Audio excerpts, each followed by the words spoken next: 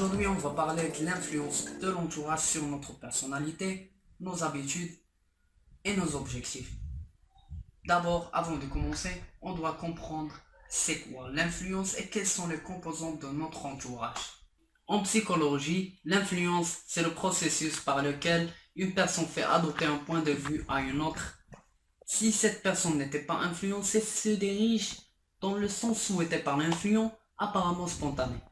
L'influence peut recevoir aussi des phénomènes de persuasion, autrement dit, c'est l'action d'amener quelqu'un à faire, à croire ou à vouloir quelque chose, des phénomènes d'imitation où l'on dit qu'une personne est sous l'influence de l'autre parce qu'il l'admire, par exemple. Maintenant, passons à l'environnement. Quand je parle de l'environnement, la première chose que vient à l'esprit de tout le monde, c'est l'environnement physique avec des bâtiments, des rues, etc.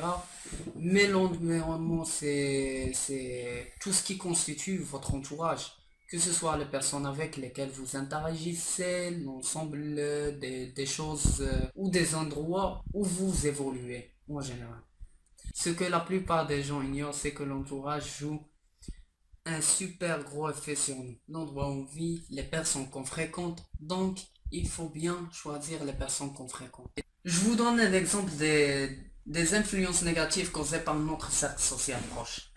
On a tous dans notre entourage une personne, un ami, un proche, je sais pas, un collègue qui voit toujours le verre à moitié vide, autrement, qu'il a que des pensées négatives. En le fréquentant, vous vous sentez un peu déprimé sans savoir pourquoi. Selon une étude, les relations sociales arrivent en deuxième branche des facteurs explicatifs de nos attitudes après l'âge. C'est pour ça qu'il faut bien choisir les personnes qu'on fréquente.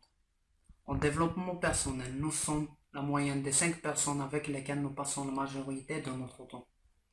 Ces personnes constituent notre cercle social proche.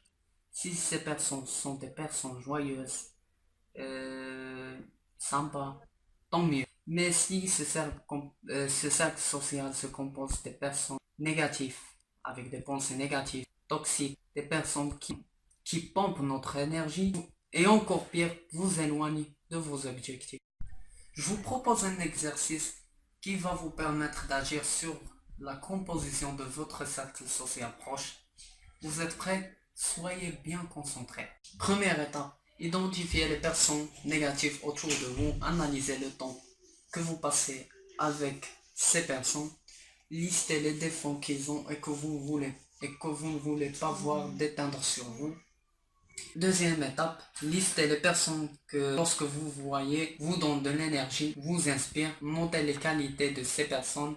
Notez toutes les qualités que vous voulez aussi développer chez vous. Troisième étape, modifiez votre cercle social. Rien de bien compliqué. Passez moins de temps avec les personnes négatives et plus avec celles qui vous inspirent. Et si ces personnes ont réussi des choses que vous admirez, que vous voulez faire, tant mieux. Ça serait mieux de passer du temps avec eux et avoir plus d'expérience et plus de conseils.